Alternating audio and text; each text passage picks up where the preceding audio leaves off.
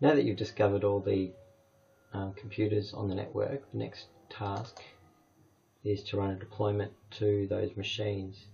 So to do that, again, we log in to the console. Down here, before we actually run a deployment task, we need to create a package. So we select installation packages, right click, create. I'll give it a name, which I typically use the name of the product, Endpoint Protection Suite Plus in this instance. Select the endpoint package there, select edit. Need to detect the EAS server.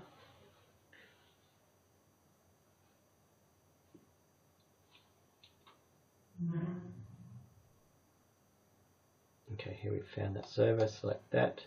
We can amend the components that you want to install, so just a matter of unticking any of those components if you want to turn them off. You can schedule a boot time scan, which is a scan prior to Windows loading any services or processes. So I'll go OK, and then OK again. So that package is now created. Once that package is created, we need to run a deployment job. So create that, create new, give it a name, call it deployment of Avast Endpoint Protection Suite Plus. We need to select the package that we want to install. Reboot, I'm just going to say don't reboot, and you probably won't if you've got clients or users at their workstations. Login, select add. Here we want to add your domain name, which is in this instance Avast AEA.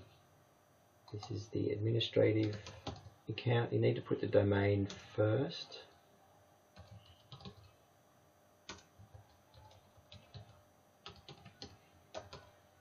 And then followed by a username. So in there we put the password. I'm going to paste that in. Okay, hopefully that's correct. You can select the computers that you want to add. The EA server, in this case it's this one. Any processing times. Scheduling, which is events. You can schedule this to run deployment at a certain time of the day. And task chaining, which is a workflow, so you can run any number of tasks either after the job is finished or if it happens to fail. So I'm going to keep that as default. Okay. Now to run this task, we right click, go run. And you can hit F5. Hopefully they can see that's processing. So it's running its deployment.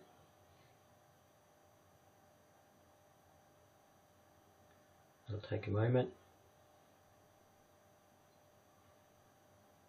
So depending on the number of machines you've got, obviously it's going to take a while if you've got quite a few.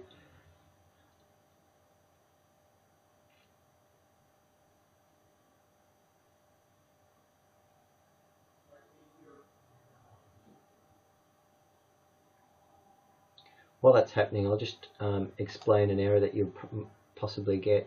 If you've added the wrong credentials in this deployment task, you'll get a failed with this error code here, and that means that you've either put in the wrong password or domain or something, or the username is wrong.